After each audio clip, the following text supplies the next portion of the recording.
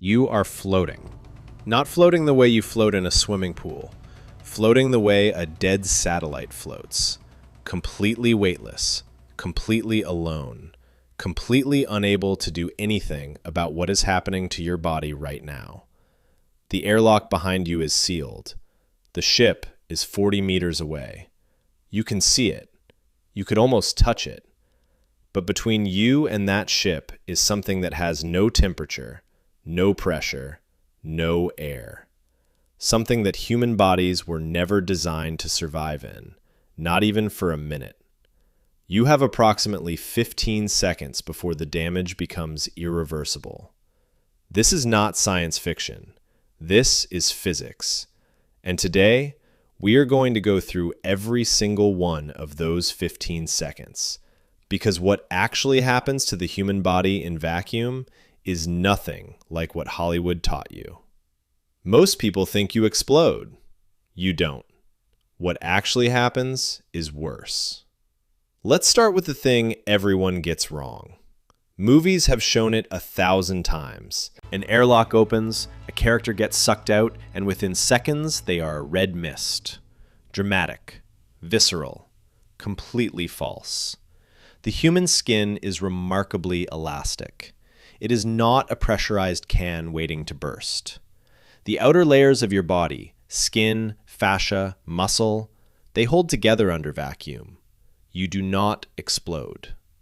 What happens instead is something far more unsettling, because it happens slowly enough that you are conscious for most of it. In 1966, NASA technician Jim LeBlanc accidentally experienced near vacuum exposure during a suit depressurization test at the Johnson Space Center. The pressure in his suit dropped to near zero. He reported feeling saliva boiling on his tongue before losing consciousness, roughly 14 seconds after exposure. He survived with no permanent damage because the chamber was repressurized within seconds. That detail, saliva boiling on his tongue, is the key to understanding what vacuum actually does. It is not pressure that tears you apart. It is the absence of it. At sea level, the air around you pushes against your body with roughly 1 kilogram of atmosphere pressing against every square centimeter of your skin. You never notice it because it has always been there. Remove that pressure instantly, and your body does not know what to do with itself. Remember this, 15 seconds. We're going to count through every one of them. Seconds 1 through 3. The moment you are exposed to vacuum, the nitrogen dissolved in your blood begins to come out of solution. This is the same process that causes decompression sickness in deep-sea divers, except happening 30 times faster. Tiny bubbles form in your joints, your muscles, your blood vessels. You feel it immediately. A deep, spreading pain that starts in the largest joints first, your knees, your shoulders, your hips. Divers call it the bends. In vacuum, there is no time to call it anything. A 2008 study in aviation, space, and environmental medicine confirmed that nitrogen bubble formation in soft tissue begins within 2 to 3 seconds of exposure to near vacuum conditions, with measurable swelling appearing in limbs within the first minute. Seconds 3 through 6. Without external pressure, the fluids in your body, blood, lymph, the fluid in your tissues, start to expand. Your skin tightens. Your face swells. Your hands, if you were looking at them, would look like inflated gloves. You would still be conscious, you would still be able to think, and you would be aware that something has gone profoundly, fundamentally wrong with your body. Jim LeBlanc described this exact sensation, his body puffing up, as the last thing he registered before going under. That feeling was his tissue fluid vaporizing beneath the skin. You still have 9 seconds, seconds 6 through 10. If you were holding your breath, which is the instinctive response, your lungs would rupture. The air inside, with nowhere to go and expanding pressure behind it, would tear the alveoli apart from the inside. The correct response is to exhale completely before exposure. Counterintuitive, terrifying, but it is what trained astronauts are taught, because empty lungs survive. Full lungs do not. Even if you exhaled perfectly, the oxygen in your blood is depleting. Your bloodstream cannot absorb new oxygen from vacuum. There is no oxygen in vacuum.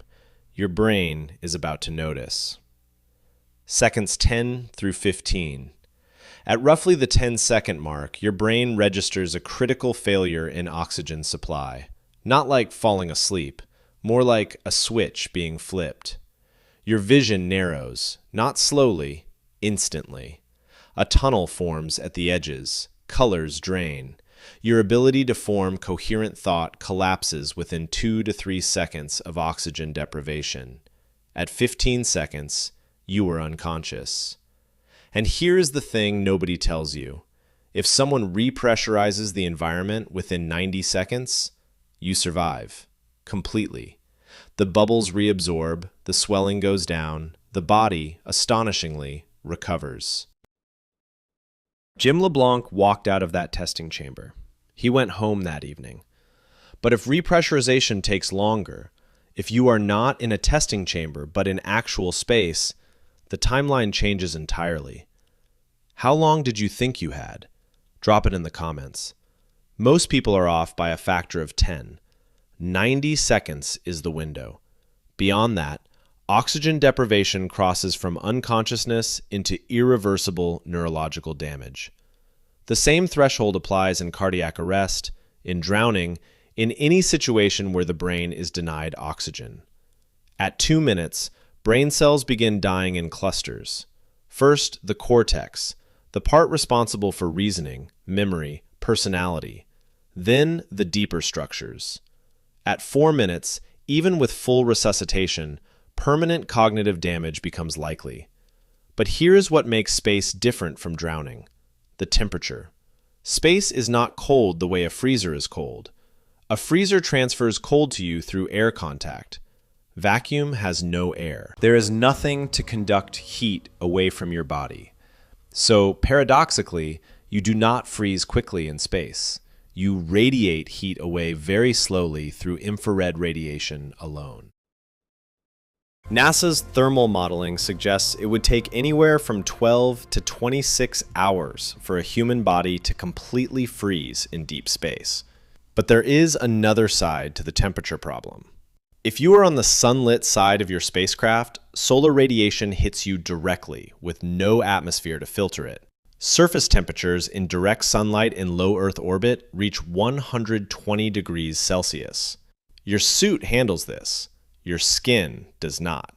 UV radiation at that intensity causes full-thickness burns within seconds. So the reality of dying unprotected in space looks like this. You are not frozen. You are not exploded.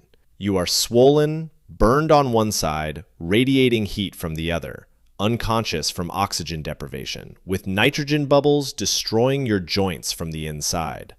And here is the final detail that people find the most disturbing of all. In the absence of bacteria, in the absence of oxygen, decomposition in space is nearly impossible. A body in deep vacuum is preserved almost indefinitely. You would drift, intact, for a very long time. Now let's step back from the countdown and look at why any of this actually matters for where we are going.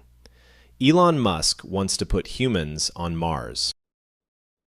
NASA's Artemis program is returning people to the lunar surface. Private companies are designing orbital hotels. The number of humans who will spend time in space-adjacent environments is about to increase dramatically, and every single one of them will be separated from vacuum by a few centimeters of engineered material. The suits we currently use, the EMU suits on the ISS, are engineering marvels. They are also 40 years old in design. Each one weighs 130 kilograms, takes 45 minutes to put on, provides roughly 8 hours of life support. NASA's next generation suit has been in development since 2006. A 2023 Inspector General report found the program was at least 2 years behind schedule and had already exceeded its budget by $420 million. $420 million. Still not ready. The vacuum is 15 seconds away. The suit is 2 years away. And then there is the thing the suit cannot fully protect against. Space is not empty. It contains micrometeorites, particles of rock and metal moving at speeds between 10 and 70 kilometers per second. Not per hour, per second. A grain of sand at those speeds carries the kinetic energy of a bowling ball dropped from the top of a building.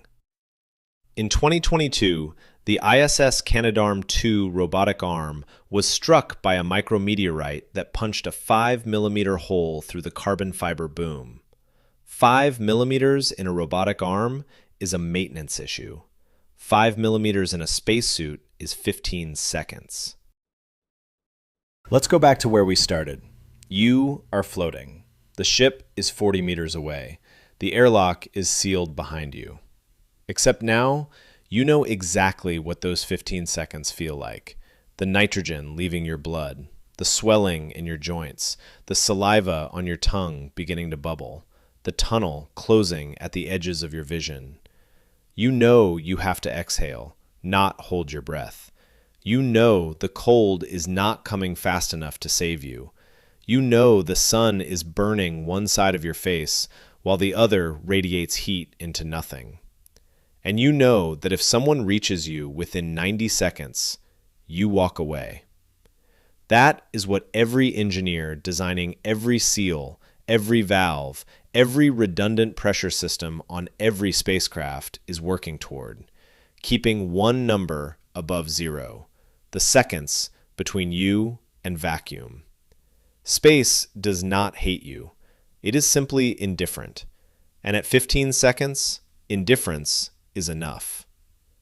One question before you go. If you had to choose unprotected vacuum for 15 seconds or the surface of Mars unprotected for 15 seconds, which one gives you better odds? Drop your answer below. I'll break down the Mars side in the next video. The answer might surprise you. See you there.